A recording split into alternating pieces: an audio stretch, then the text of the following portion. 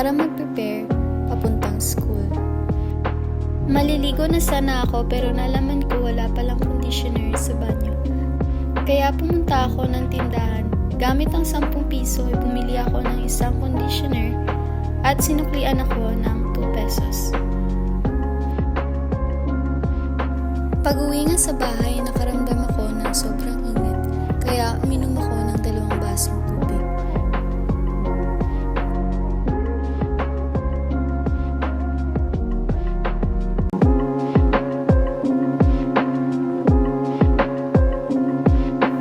Bumiyahe na nga ako papuntang school at sumakay ako sa isang bus.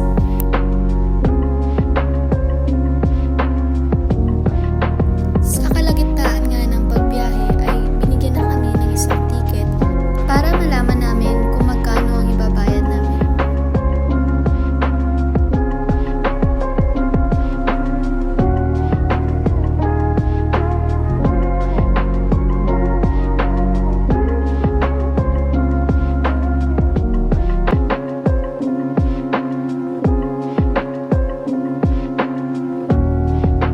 Pag-uwi nga sa bahay, inutusan ako ni Papa na magsaing.